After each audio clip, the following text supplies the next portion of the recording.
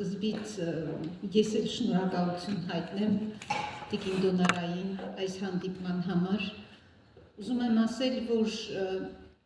հայության ինքնությունը պահպանելու համար անհրաժեշտ են վեմեր, անհրաժեշտ են ժայռեր, որոնք իրենց ուսերին ժայռի պես կարողանան կրել այն դժվարությունը, որը պետք է հատկապես դրսում հային հայ պահելու համար։ Այս իմաստով Դոնարա Մկրտչյանի գործունեությունը շատ բարձր գնահատելի է։ Իսկ Թումանյանը մի խոսք ուներ, որը Նիցշեի գրքից գրառել էր, ասում էր գնահատել նշանակում է ստեղծել։ Եթե մենք ճիշտ չենք գնահատում,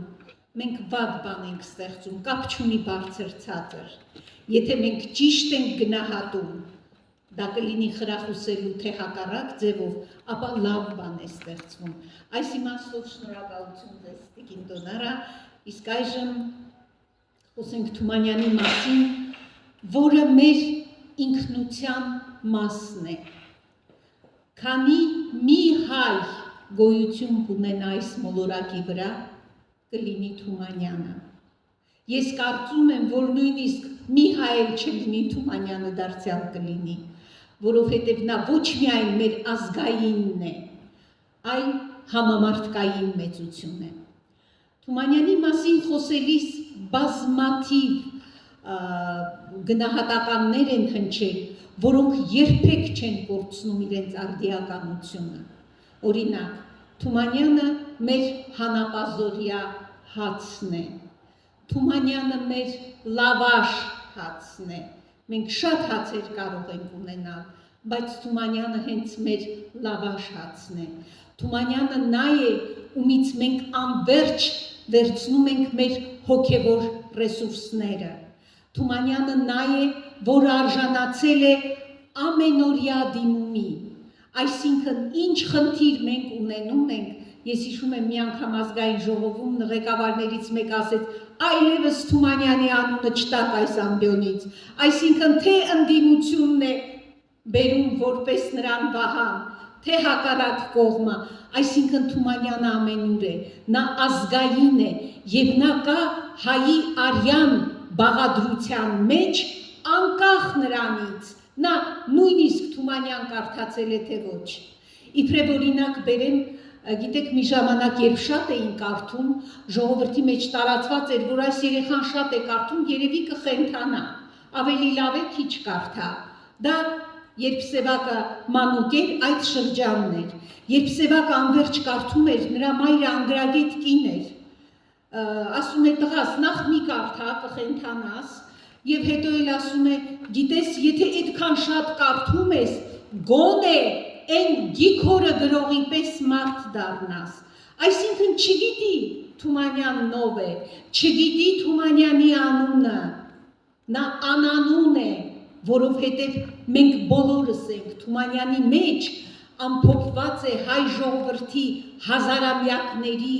պատմությունը եւ հայ ժողովրդի նա մեր գենետիկ կոդն է։ Նա ով ուզում է ճանաչել հային, նա պիտի ճանաչի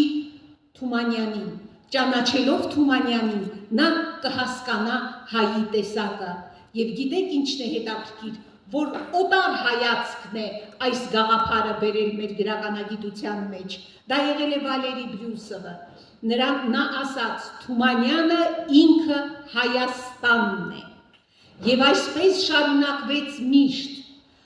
Այսինքն Թումանյանը հայի հայրենիքն է, Թումանյանը անհատականացված ազգ է, Թումանյանը ֆենոմենալ երևույթ է, նա պարզապես գրող չէ։ Տեսեք, մեր բազմադարյան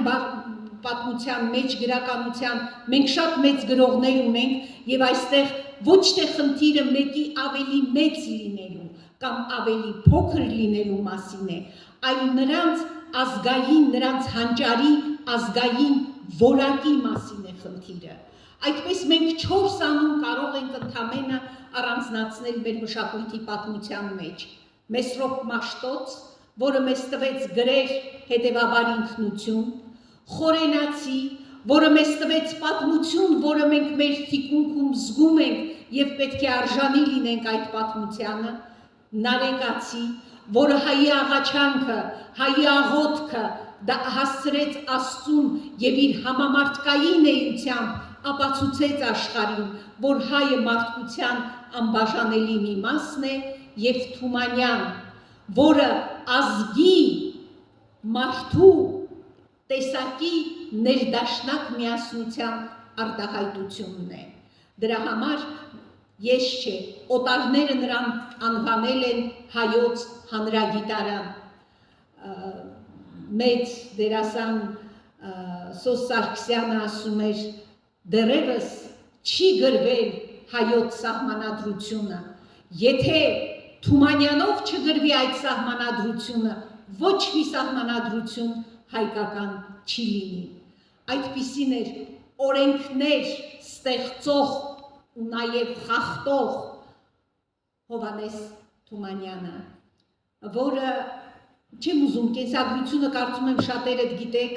ծնվել է Լոռում, նա իր քարյակների մասին ասում էր, դրանք իմ հոգու կենսագրություններն են։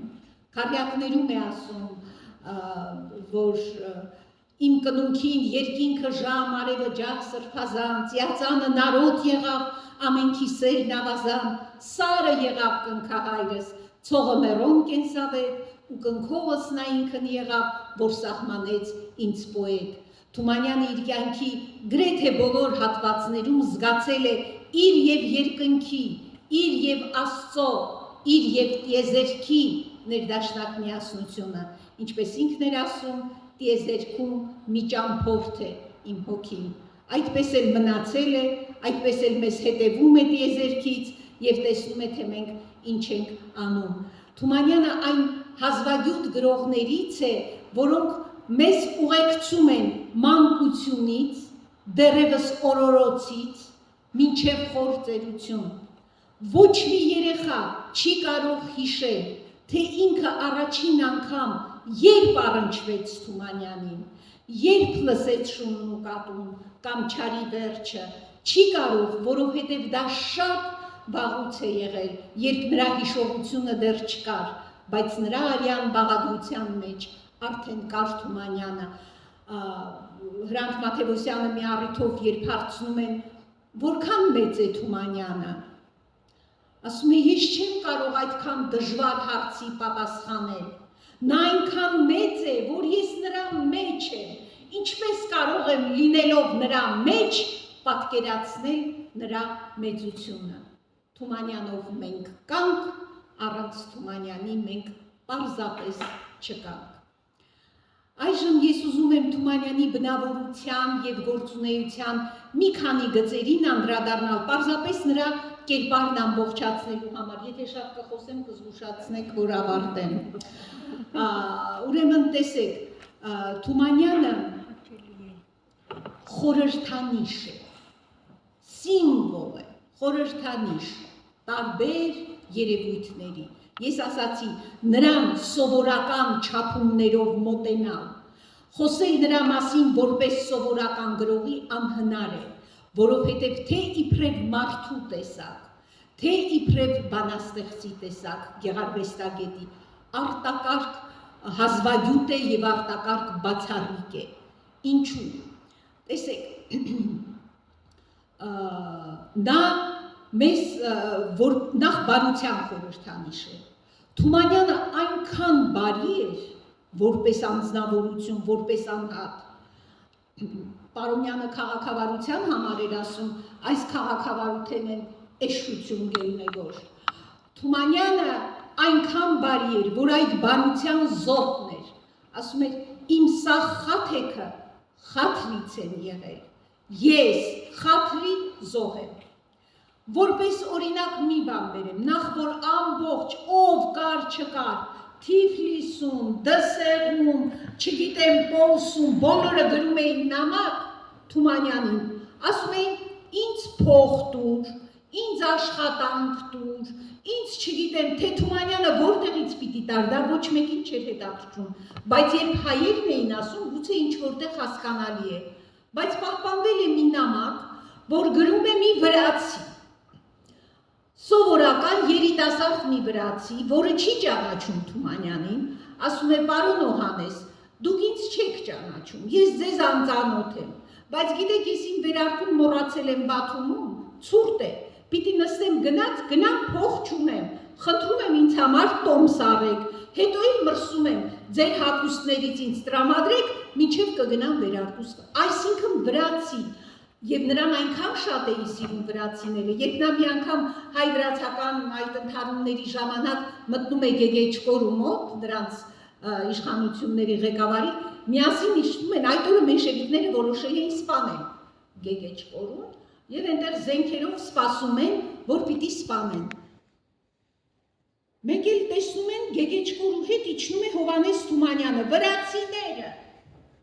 տեսնում են իջնում է Հովհաննես Թումանյանը, Եվ ասում են, ոչ, այսօր հետաձգեցինք, հանկարծ գնդակը կարող է կպչել Հովհաննես Թումանյանին, տեսեք, իրենց ղեկավարին պատրաստ էին սպանելու, նրա կյանքը փրկվեց Թումանյանի շնորհիվ, քանի որ նրա կողքին էր Թումանյանը, եւ շատ սիրված էր, բայց իսկապես մի անգամ լոռեցիներից մեկին ասացի, ինչու 69 թվին այրվեց, չգիտես ինչու պատահաբար Թումանյանի Դսեղի տանտանիքը, ասեց, բա ինչու է գրել Քերի Խեչյանը, իսկ Քերի Խեչյանը ինչի մասին է, որ այսպես ինչ-որ մեկը գալիս է քաղաք ու իրեն թվում է, ոնց որ ես հիմա եկել եմ, պիտի ասեմ, դուք ինձ համար ամեն ինչ պիտի անեք, եթե ինչ-որ մի բան չանեք, ուրեմն դուք լավը չեք, կգնամ մեր գյուղ, կասեմ, այ ես մեր գյուղացին մեծամտածել է, այս ինչ բանը չի անում, այն ինչ բանը, եւ մինչեւ հիմա այդ վիրավորանքը նրանք թե ինչու է գրել, իսկ Թումանյանի բոլոր գործերում ինչու ենք ասում մեր գենետիկ կոդն է, մի առիթով ինձ ասացին, չէ որ գենետիկ կոդի մեջ վատ բաներ էլ կան, իհարկե կան, իսկ ով ասեց, որ մեր մեջ չկան այդ վատ բաները, եւ այդ վատ բաները ամենից առաջ տեսել է Թումանյանը, եւ բժշկի աչքով ինչ էր ասում, այսօր անverջ դա կրկնվում է, ներսից ենք փչացած, մենք ներսից, մուննատ ազգ ենք, սիրում ենք սրա վրա մուննատ գալ, նա էր մեղավոր, մենք ենք մեղավոր, ասում էր Թումանյանը, ներսից ենք փչացած, հետևաբար ներսից պիտի լինի փրկությունը, բժիշկը երբ որ ճիշտ է դնում ախտորոշումը դիագնոզը, ապա այդ հիվանդությունը կբուժվի, եթե ճիշտ չի բուժվի, նա Սողոմոնի բնազդն ուներ Թումանյանը, գիտեք, նա ունեցել է վիթխարի ինտուիցիա, մարգարեականություն, ինչը բնորոշ է շատ մեծ հանճարների, Թումանյանը հավատում էր երազներին, նա իր երազում 5 թվականին տեսնում է, որ պետք է հայերն ու թուրքերը, այն ժամանակ Կովկասի թաթարները կռվեն իրար հետ եւ պատճառը այն է, որ Ռուսաստանում պիտի հեղափոխություն լինի։ Եվ տեսնում է այդ թափվող արյունը, առավոտյան վեր է կենում, գնում է ընկերներին ասում են, չէ, հա, ինչ ես ասում եւ այլն, ասում է արի գրազ գան։ Այնքան էր նա հավատում իր երազներին եւ իր կանխազգացմանը, որ նա պատրաստ էր գրազ գալ դրա համար։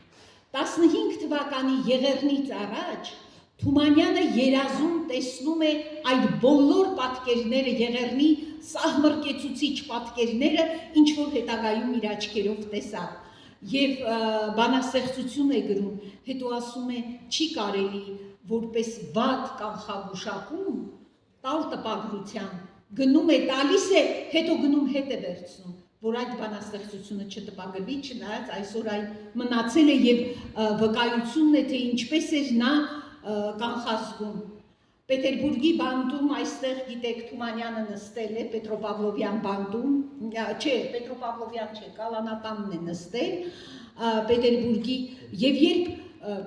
ասում էր, գիտես, քեզ ցմահ բանտարկություն է սպասվում կամ գնդակահարություն։ Ինչ ես հանգիստ նստել, քեզ համար կարդում ես, գրում ես, ասում էր երազ եմ տեսել։ Երազումս հայրս եկել է, ինձ լույս ճանապարհ է ցույց տվել։ Հետևաբար ինձ ոչինչ չի պատահի, թյուրիմացություն է, կանցնի կգնա, եւ իսկապես նրան արդարացրեցին, անպարտ ճանաչվեց, անցավ գնաց, ինչպես ինքն էր ասում։ Եվ բազմաթիվ այսպիսի նրա այդ ինտուիցիայի դեպքերը թերևս մի անգամ, բայց հոգեբանները դա կբացատրեն, ինտուիցիան խաբել է Թումանյանին, որ երազում տեսնում է, չգիտեմ ովքեր գիտեն, Թումանյանի ընտանիքի ճակատագիրը շատ դաժան է եւ այդ ճակատագրում բեկվել է հայ ժողովրդի ճակատագիրը։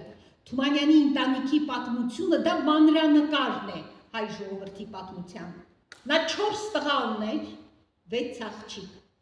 4 տղան էլ իրենց մահով չեն մահացել։ Երկուսը գնդակահարվել է, մեկը 37 թվին, մեկը բանտում հիվանդացավ, մահացավ մուշեղը, մյուսին սպանեցին թուրքերը բադի ճանապարհին։ Այսինքն մեկը դարձավ Եղեռնի զոհ, 3-ը դարձան 37 թվի զոհեր եւ այդ տղաներից մի ազգանուն կար, մի տղայի տղա կար, որ պիտի Թումանյան ազգանունը տաներ, նա էլ առաջինը մեկնեց 41 թվականին ճակատ, որ իրեն չասեն, որ դու այ ժողովրդի թշնամու զավակ ես, առաջինը մեկնեց եւ հենց 41 թվականին զոհվեց։ Այսինքն նա ասում էր 10 երեխա ուներ, ասում էր ես պիտի 100 թոռ ունենամ։ Նրա թոռների թիվը չհասավ իր երեխաների թվին։ Այսօր որ այս գիրքը տեսեք հայոց դրոշի գույներն են, ծիրանագույն, որբերի ամենայն հայոց հայրիկա, անգլերենը կապույտ է, հայերենը կարմիր, այսինքն հայոց դրոշի գույներով է, որովհետև երբ հայ ժողովրդից միայն որբեր էին մնացել, Թումանյանը իր բան գործը թողած զբաղված էր այս երեխաների խնամքով։ Ավելին, դուք պատկերացնում եք մի մարդ, որ միաժամանակ ղեկավարել է տասնյակ հասարակական ընկերություններ, ասենք անհնար է դրանք թվել, նա եղել է Հայ գրողների Կովկասյան ընկերության նախագահը, հայ գրչի մշակների ընկերության նախագահը, պատերազմից հայ ժողովրդի կրած վնասները ցուցակագրող հանձնաժողովի նախագահը, Հայկազյան ընկերության նախագահը, հայ որբախնամ ընկերության նախագահը եւ այսպես կարելի է անվերջ շարունակել։ Մշակութային բազմաթիվ ընկերություններ, այսինքն արտնացնում էր հայոց մշակույթը եւ նպատակ էր դրել այդ ինքնությունը պահել, այնպես ինչպես ինքը մեր ինքնության բաղադրիչն էր շատ կարևոր, այդպես նա հազարավոր մշակութային պետություն չկար, ինքը նույնիսկ գիտեք նրա երեխաները Աշխենումս ասում են, մենք հասկանում ենք, որ մենք օրինակ տոնածառ պիտի չունենանք, որպեսզի Դերենիկ Դեմիրճյանի երեխան միրգ ուտի նոր տարում։ Այսինքն նա այդ ամենից զրկել է։ Մյուս բանը, նրա բարության մասին խոսեցի եւ Սահյանի խոսքը հիշեցի, որովհետեւ ասում է Թումանյան անսահման բարի էր, ուր է թե մեր ազգը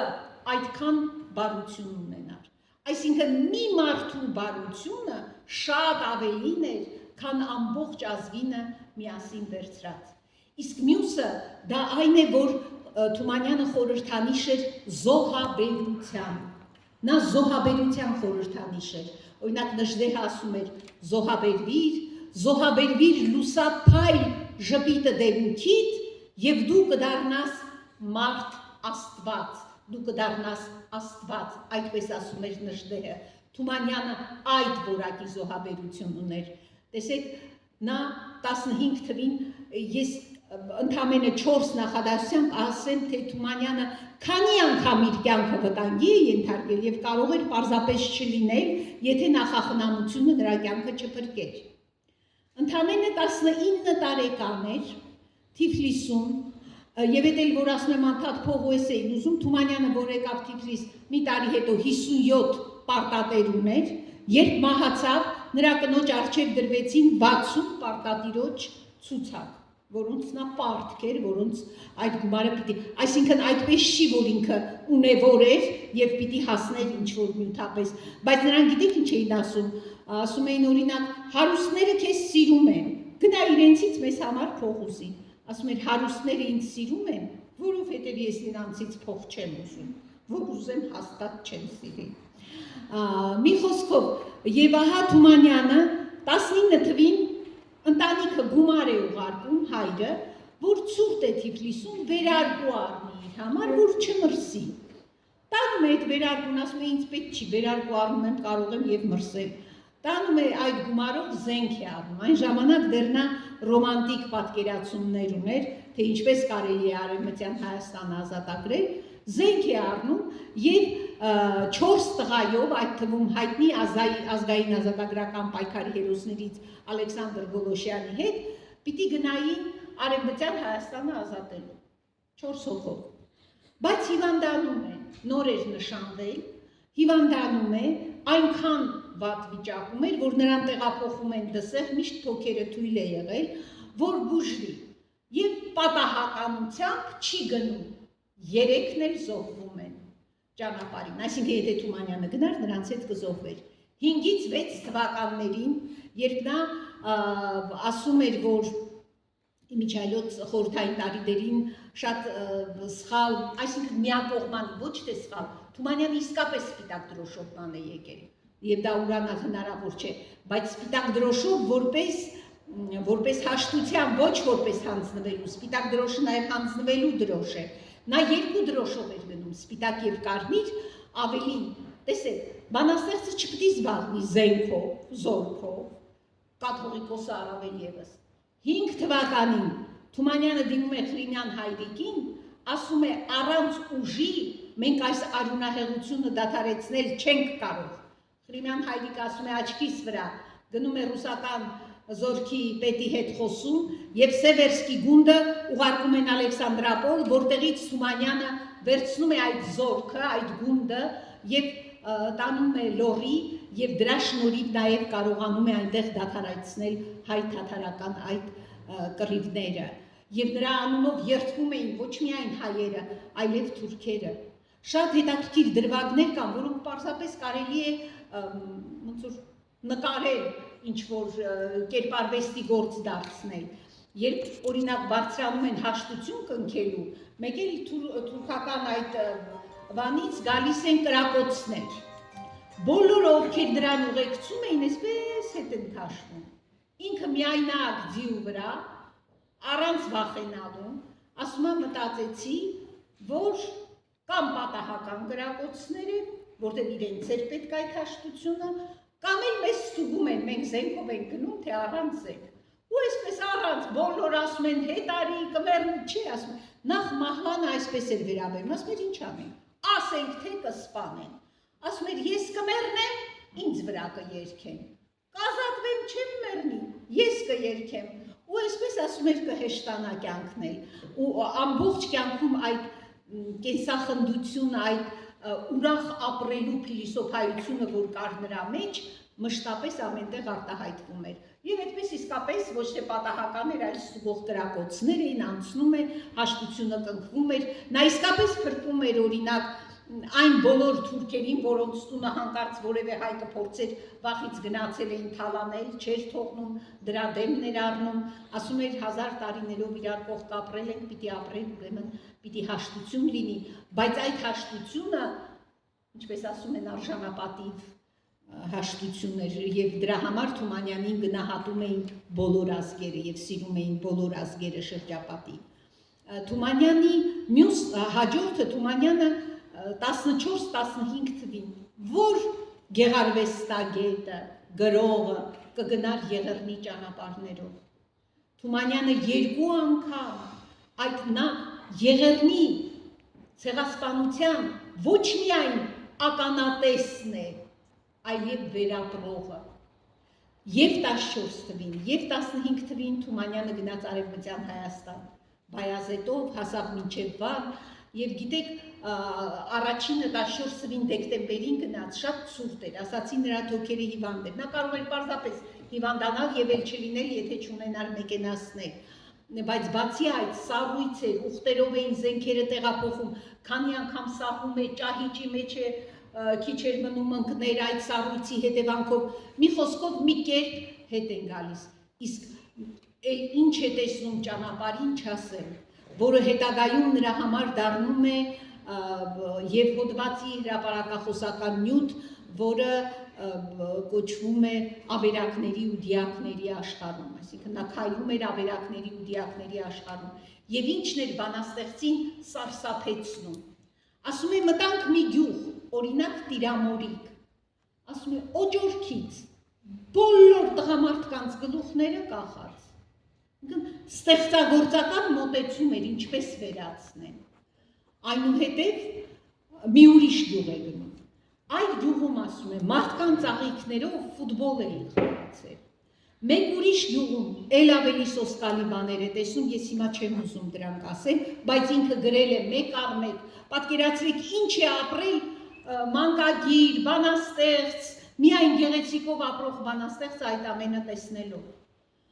Նրանց ուղեկցում էին ցարական բանակի գեներալներ, որոնց հետ հաճախ կռիվ էր տալիս, որովհետև լինում էին դեպքեր, երբ մահմեդական ծագումով գեներալները հայերին զինաթափում էին ու տալիս էին քրդերին։ Եվ այսպես 15 թվին, երբ նրանք դարձյալ գնացին, հանկարծ գալիս են նահանջի հրաման։ Անդրանիկը իհարկե չէր ենթարկվել, բայց հիմնականում ժողովրդին ասում են վեր կացեք ու տեղահանվեք։ Մոլլա Սուլեյման գյուղերը փոսում էին, նրանք չէին կարող տենց շտապ հավաքվել և հեռանալ։ Ուրեմն տեսեք, Թումանյանը մտնում է այդ գյուղերը, նրան պաշտում էին, արևմտահայերը ոչ մի ուրիշ արևելահայ գրողի ընդհանրապես հակադրություն եղել է, նրանք սիրում էին ասել, մերոնք լավն են, ձերոնք վատն են, ինչպես մենք հայերս գիտենք, լինում է մեր մեջ, բայց Թումանյանին ընդունում էր, իրենք նրա համազգային մեծությունը մի անբացատրելի բան է, նա բոլոր դպրոցներում տեսնում էր իր գրքերը,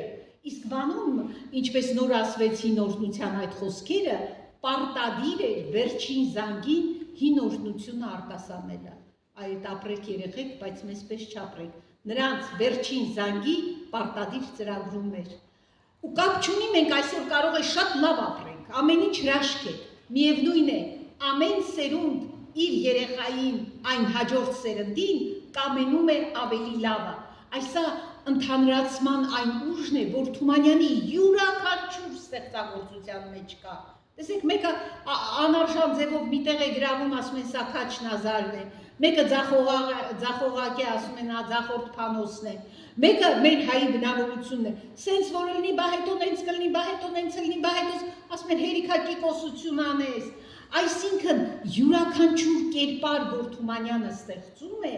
դա ընդհանրացնող մի գաղափար է, դրա համար նրա հերոսները երբեմն անուններ չունեն, որովհետև երևույթ են նշանակում, ոչ թե կոնկրետ ինչ-որ անհատական մեկը։ Եվ ահա Թումանյանը երբ մտնում է այդ Մոլլա Սուլեյման գյուղը ծնկի է գալիս 90-ամյա մի կնոջ առաջ, որը մի 60-70 թոռ ուներ, չգիտեմ ինչքան ծոր, մտնում է եկեղեցի, դարձյալ ծնկի է գալիս, երգում է Միչայել Թումանյանը հրաշալի ձայն ուներ, հոյակապ երգում էր Սուրբը և մեր շարականները, նաև աշխուհական երգեր, Սայաննովան հատկապես, որը նրա համար պաշտամունքի առարկա էր, ես անդադ շեղում եմ, մի խոսքով, այդ գյուղում գլխի վրա իրեն ընդունում են, հատկապես այդ Սանամնանը, իր 90-ամյա, ու զինվորականները ռուս ասում են պիտի գնան, նրանք ենթարկվում էին, որովհետև նրանց ուղեկցողներն էին, ընդամենը 3 օր, 3 օրից վերադառնում են, այդ 2 գյուղերում չկար մի հատիկ հայ շունչ, պատկերացրեք, ինքն իր աչքով ում հետ 2 օր առաջ ասել էր, խոսել էր, հույս էր տվել, հավատ էր ներշնչել, 2-3 օր հետո նա նրանց բոլորին տեսնում է Մորթազերծ արված, եթե կուզեք իմանալ ինչպես, Շիրվանզադեն նրա հետ էր, Շիրվանզադեն բոլոր մանրամասնություններով նկարագրել է, թե ինչպես են իրենք տեսնում։ Եվ ուզում եմ ասել, այստեղ էլ կարող էր Թումանյանը զոհվել, 3 օր դուրս չգար այդ գյուղից, այդ մորթվածների մեջ էր դնում։ Իսկ բանում, դարձյալ բանում այնպիսի ջերմությամբ են նրան ընդունում, խնջույքներ են կազմակերպում, 15 թիվն է, նոր հաղթել է և վերադառնում է Թումանյանը բանից 15 թվին, բժիշկն ասում է դու շատ վատ ես, հիվանդ ես, գնա բուժվի, որևէ ամառանոց, օրինակ Բորժոմ և այլն, փող չուներ, ծանոթներից մեկը ասում է արի տաբախմելը ամառանոց, գրականագետներից մեկը, այստեղ պարզապես կհանգստանաս, չես բուժվի, բայց գոնե այդ տեսածներից էլ կհանգստանաս։ Գնում է այդ տաբախմելը ամառանոցը, դարձյալ 3 օր մնում է և լսում է, որ ամբողջ բանը գաղթում է։ Այսինքն 3 օր ուշ գար Արևմտյան Հայաստանից, ինքը լինելու էր այդ գաղթականների մեջ։ Թողած իր բոլոր գործերը, Թումանյանը շտապում է Էջմիածին։ Նույն օրը, նույն ժամին, լուրը հասնելուց, թերթը կարդալուց հետո, նույն վայրկյանին մի օրով գնում է Թիֆլիս ժողովրդին չհուսահատվելու կոչ է անում, առանց իմանալու դեռ ինչ է կատարվում, և անմիջապես շտապում է Էջմիածին։ Եվ գիտեք, այստեղ նրա այդ զոհաբերության գեր որակի մասին եմ ուզում խոսել։ Այդ նույն պահին Լեոն ու Դեմիրճյանը նստած են Թիֆլիսի սրճարաններից մեկում և մտածում են, թուրքը գալիս է, ինչ անենք, որ մեր աղջիկներին փախցնենք Թիֆլիսից, որովհետև բռնաբարում են, մորթում են և այլն։ Թումանյանը գնում է Էջմիածին և ասում են նվարդ, աղջկան, շտապիր, արի Էջմիածին, իսկ Էջմիածինը այդ պահին դժոխք էր։ Բոլորը եկել էին, իրենց հետ բերել էին հիվանդություններ, տրախոմա, սև ծաղիկ, էլ չգիտեմ ինչ դիֆտերիա, դիզինտերիա, 1000 ու մի հիվանդություն։ Եվ գիտեք, ամեն օր այդ ժամանակ կային մահվան սայլեր։ Սայլերը վրան առ վրան դրսում էին գաղթականները և երեխաները։ Սայլերը ամեն օր գնում էին այդ վրանների մոտ և հավաքում էին դիակները։ Թումանյանը ամեն օր զբաղված էր, թե այս փոսը ինչքան խորությամբ գնում զայրանում էր, թե փոքր է, մի քիչ ավելի խորը, այսպիսի գործերով էր զբաղվում։ Մանկագիրը ամեն օր մանուկներ էր թաղում։ Ամեն օր մեռնում էին երեխաներ և ամեն օր մեռնում էին հազարավոր գաղթականներ։ Եվ անվերջ ինքը նրանց մեջ օրինակ լինում էր, որ գնում էին որևէ մեկի դիակն ուզելու, որ արդեն մեռել է, հոտը գալիս է, ասում էին, չէ, ես պիտի երգիր տանեմ, ես դες իմ ասենք տղայի իմ հարազատի դիակը չեմ տա։ Եվ այս բոլորի, և գիտեք, ասում եմ, ես մեկ-մեկ մեջ կա, դեռ պիտի գրեմ, առանձին գրել եմ, բայց Թումանյանի արդյունքների մասին, նա շատ ուժեղ էր, որպես անձնավորություն։ Ինքը իր մասին ասում էր խնդացող տխուր, վշտաբեր ուրախ։ Նա ինչ-որ դիմակ էր հագնում, երբ որ բոլորը կային, որպեսզի ոչ ոք չտխվի, բայց երբ մնում էր առանձին, ինքը մնում էր իր տառապանքի ու իր ողբերգության հետ։ Եվ այդպես եղավ ահա այդ դիակների սայլի մոտ, բոլորը ոգևորված էին, Թումանյանը մեզ հետ է, եթե մեզ հետ է ամեն ինչ լավ կլինի,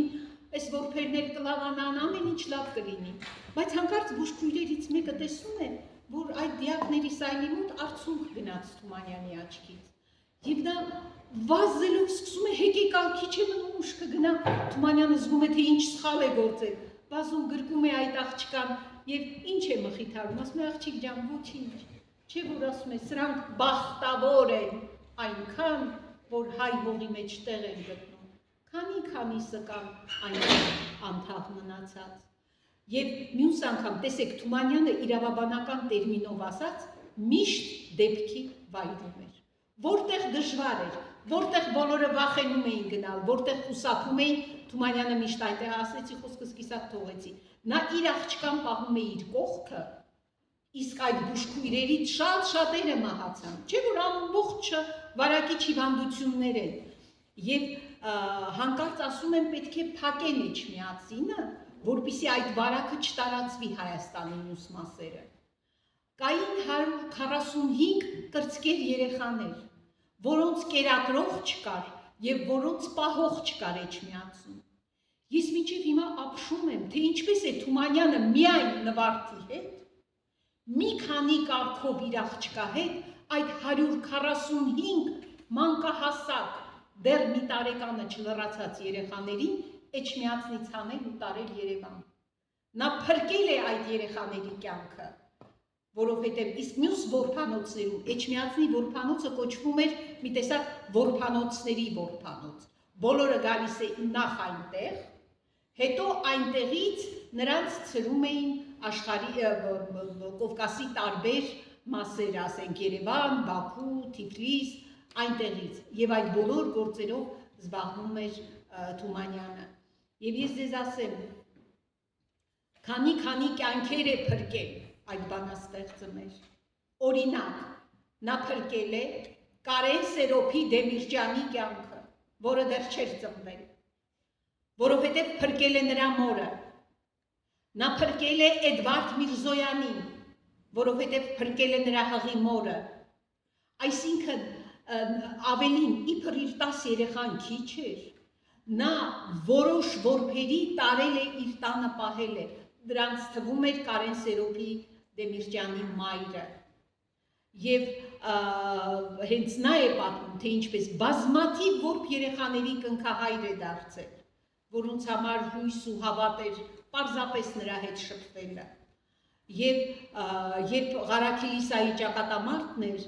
նա մեր հոգևորականների պես, որոնք իրենց փայլուն պահեցին 18 թվականին և Սարդարապատում և ամենուր, Ղարաքիլիսայում այդ գործը անում էր Հովհաննես Թումանյանը։ Նա և զենքի պահեստ կար այնտեղ, Սարիղամիշում նա կարող էր բեռնել, երբ թուրքերը հարձակվում են, գալիս ասում են վեր կաց, անկողնում պարկած էր առավոտյան ժամը 5-ն էր։ Այդ օրն էլ նա կարող էր չլինել, եթե ժամանակին չարթնացնեին ու Սարիղամիշից չհանեին։ Մի խոսքով նա եղել է ամենուր, և ահա մի դեպքն էլ, երբ նա Ղարաքիլիսայից բոլոր գաղթականներին, ընդ որում այդ ինտուիցիան այստեղ էլ է օգնում, ովքեր Թումանյանին հետևեցին, ոտքով գնացին դեպի Թիֆլիս, նրանց կյանքը փրկվեց,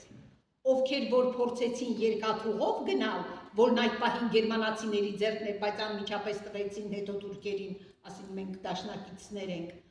նրանք զոհվեցին։ Ահա Թումանյանի հետ գնացողները դե գյուղում տեսնում են իրեն, ճանաչում են, Նահապետի ազդեցություն ուներ մեր ժողովրդի վրա, ասում են հիմա մի ոչխար կմորթենք, խորոված կանենք, այս սոված ծարավ մարդիկ կուտեն։ Եվ Թումանյանը նստում է այդ գաղթականներին, որ թողել են ամեն ինչ, տուն, տեղ, գերեզման, ամեն ինչ, սկսում է հեքիաթներ պատմել, անեկդոտներ պատմել, բոլորը սկսում են հանգստանալ, ժպտալ, նույնիսկ ծիծաղել, եւ երբ բոլորը քնում են գաղթի ճանապարհին, Թումանյանը նստում է մի կոճղի ու սկսում է արտասվել։ Եվ միայն մի հոգի է այդ արտասուքը տեսնում, որ հետագայում այդ հուշերը գրեց ու մեզ հասցրեց այդ պատմություն, այսինքն այդ պահին էլ նա Ղարաքիլիսայում էր։ Եվ բայց ես չեմ ուզում այս տխուր նոտաներով միշտ Թումանյանին ներկայացնել, իսկապես դա մի տառապանքի այնպիսի ուղի էր, որ մեր գրողներից ոչ մեկը այն էլ ինքնական չի անցել, ասեք, մարդը կարող է իր կյանքը զոհել, մենք ունենք այդպիսի հերոսներ, եւ դա նորմալ է, դու հայրենասեր ես, դու քո կյանքը պատրաստ ես, բայց երբ դու քո երեխայի կյանքն ես զոհում, ոչ մեկի, տեսեք, երբ Անդրանիկ ասեց, մեզ պետք են զինվորներ, մեզ պետք են կռվողներ, մենք պիտի պահենք մեր հայրենիքը, Թումանյանը գրեց, համբուրում եմ լուսավոր ճակատը եւ տալիս եմ քեզ այն, ինչ ամենից թանկն է ինձ համար, 4 տղա ունեմ, 4-ն էլ քեզ զինվոր, 4 աղջիկս էլ քեզ գթության քույր, այն երկուսի անունը չի տալիս, որովհետև մեկը 5 թվի ծնունդ էր, մյուսը 7, Թամարն ու Սեդան փոքրիկ էին, բայց մնացածը ասում են կարող են գան եւ կռվել։ Եվ այս ասում եմ, այսպիսի զոհաբերության, այսպիսի որակ, որևէ այլ հայրենասեր գեներալի, չգիտեմ ինչի ասենք, Անդրանիկը մեծ հերոս է, բայց Անդրանիկը այն ժամանակ ամուսնացած էլ չէր, էլ չեմ ասում, ոչ ոք այդպես իր երեխաներին է, մեկին չէ, բոլորին չի դրել հայրենիքի զոհասեղանին։ Այսա լրիվ ուրիշ որակ է եւ չես կարող կասկածել կամ այլ կերպ մոտենալ նրա ուրեմն հայրենասիրությանը։ Եվ Թումանյանը ուներ 3 տիտղոս, ամենայն հայոց որբերի հայրիկ, ամենայն հայոց թամադա և ամենայն հայոց բանաստեղծ։ Տիկին Մկրտչյանը ամենայն հայոց բանաստեղծի մասին ձեզ արդեն ասաց, Էջմիածնում նա դարձավ ամենայն հայոց բանաստեղծ, երբ վեճի մտավ կաթողիկոսի հետ, որպեսզի բոլորին տեղավորի Վեհարանի շենքում, որը նոր էր կառուցվել, այսօրվա Վեհարանի շենքը 15 թվականին է կառուցվել և դեռ չէր գործում։ Դրա համար էր կաթողիկոսը ասել, որ այնտեղ մի մտեք, մնացած բոլոր եկեղեցիները բաց են։ Բայց Թումանյանը ասում էր չէ, պետք է բոլոր անխտի, բոլոր եկեղեցիների դռները պիտի բացվեն։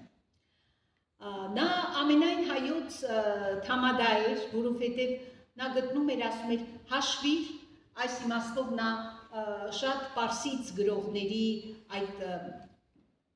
կենսունակության, ուրախությամբ կյանք ապրելու, պահը վայելելու զուգահեռները ուներ պարսից գրողների հետ եւ Թումանյանը ասում էր հաշվիր որ մեռած ես ապրածդ օրը գտած համարիր ու վայելիր այն այսինքն ինչու է հենց Կիկոսի մահի հեղինակը Թումանյանը որովհետեւ չի կարելի 1000 քայլ առաջ գնալ դու տես այդ 1000 քայլից հետո դու լինելու ես թե չես լինելու այսինքն պահը գնահատելը չափազանց կարևոր էր եւ այս իմաստով նա ուզում էր նա մասնակցում էր այդ խնջույքներին Պետերբուրգում էլ էր նա թամադայել ռուսերենով երբ նրան ազատեցին բանդից Դոնոն ռեստորանում բոլոր փաստաբանները հավաքված 120-ից ավելի մենակ փաստաբաններ նրանց թվում նաեւ Կերենսկին բոլորը սպասում էին երբ պիտի Թումանյանը գա որ Թումանյանը թա Բանդից նոր դուրս եկած հազիվ 2 ամսում պատկերացրեք մի անգամից մտնում է ռեստորան, բաժակը վերցնում ձեռքը եւ սկսում թամադայել։ Եվ Թումանյանը ասեմ շատ մեծ դիվանագետ էր եւ բոլոր ազգերի հետ կարողանում էր լեզու գտնել։ Դրա համար նրա վրա շատ հաճախ մեղադրանքներ էր գալիս, ինչու ես մեծահարուստների հետ նստում, ինչու ես գերմանացու հետ նստում, ինքը մեր թշնամին է, ինչու ես ռուսին պաշտպանում եւ այլն, բայց նա գիտեր որտեղ ինչ ինչպես։ Եվ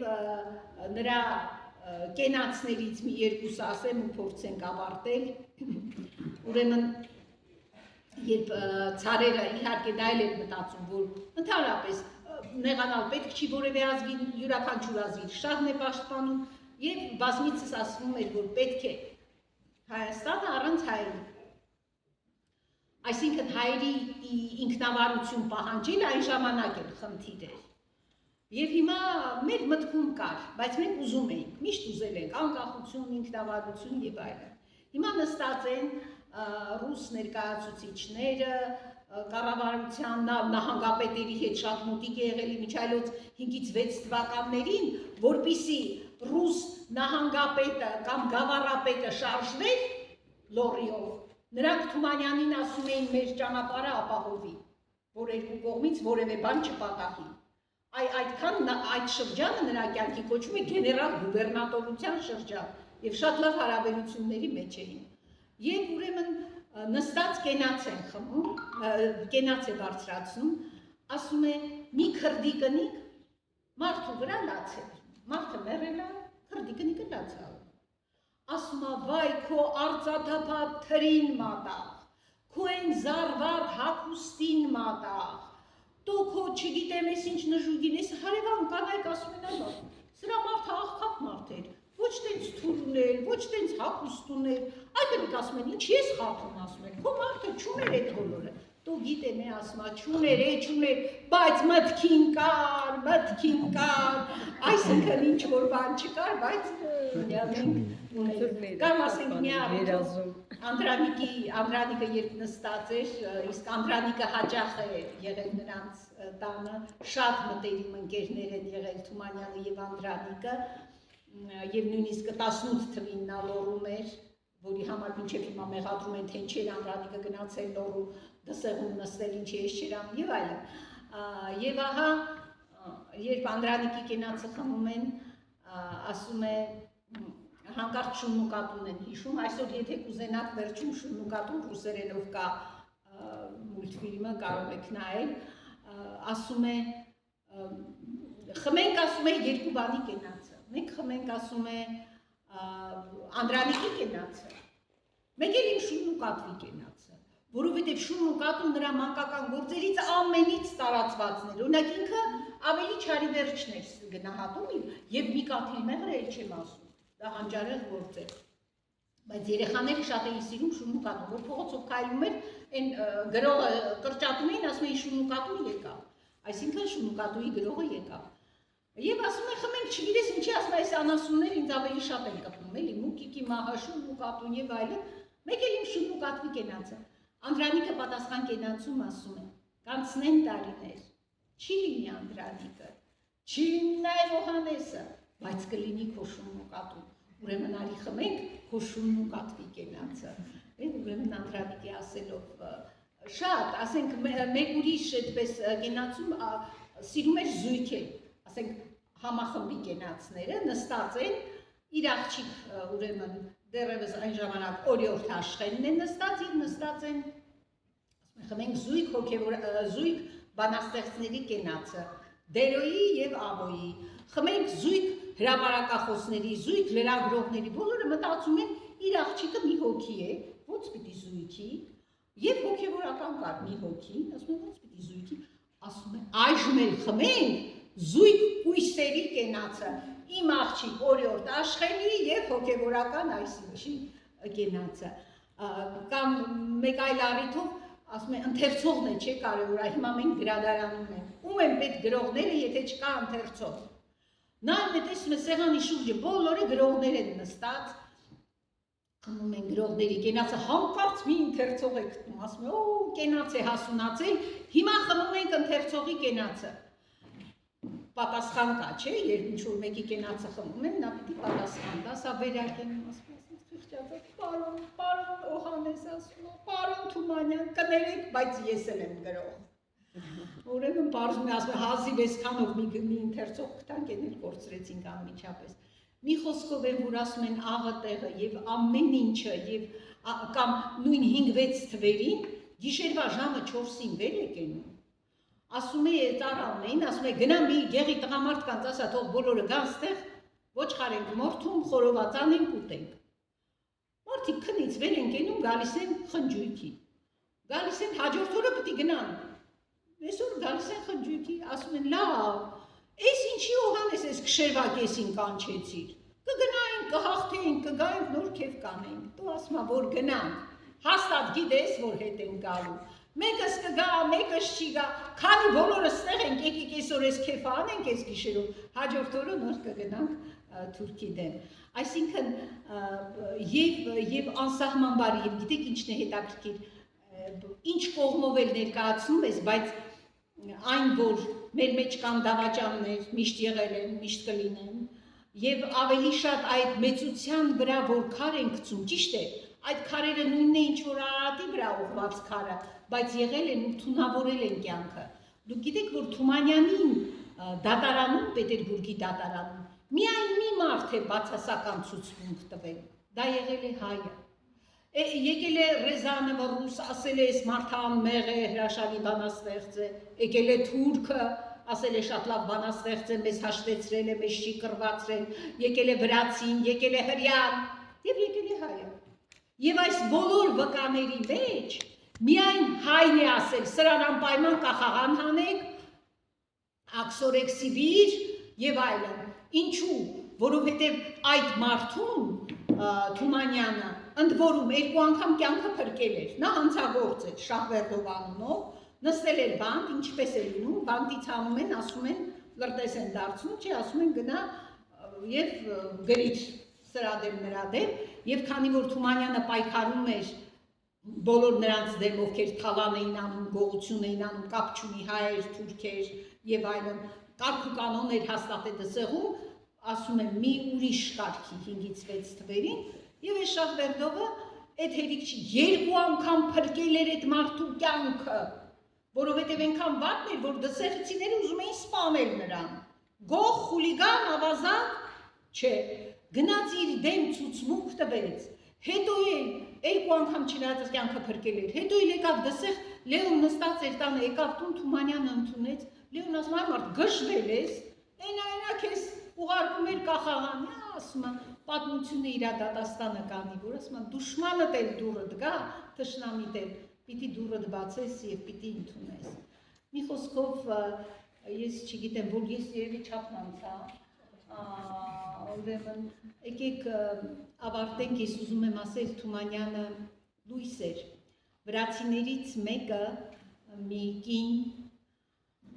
Նինո Տաբիձեն, ասում է մի օր գնում եմ Ռուսթավելու պողոտայով, տեսնում եմ դիմացից մի ծերունի է գալիս, խեղճ Թումանյան, 54 տարեկանում է մահացել, ինչ ծերունու մասին է խոսքը, այստեղ չգիտեմ, այս է Պետերբուրգի բանտն է, այստեղ կար նկարը, 15 թվի նկարը, կուզենայի տեսնեին, ոնց որ 100 տարեկան Թումանյանը։ Այնտեղ նա 46 տարեկան է 15 թվին։ Նայում ես ոնց որ 100 տարեկան ալեհեր ծերունին, բայց այնուամենայնիվ ասում է գալիս է այդ ծերունին եւ ասում է հանկարծ Ռուսթավելու պողոտայում լույսը շատացավ։ Այսինքն օրը ցերեկով ասում է, այդ մարդը լույս էր տալի, ասի տեսնես, այս աստվածային մարդը ով է։ Մենք չենք ասում, մենք հայրս չենք սիրում այդպես բաներ տեսնել հայերի մեջ։ Օտարներն են ասում։ Ու իսկապես Թումանյանը իր քարյակներից մեկում ասում է, ինչքան ցավ եմ տեսել, նենք ու դավ եմ տեսել ես, տարել, ներել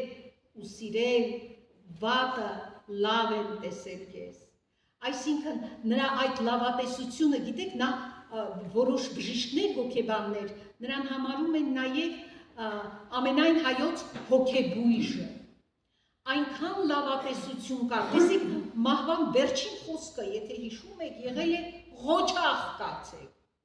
Այսինքն ինքը մեռնում է, իր մասին չի խոսքը։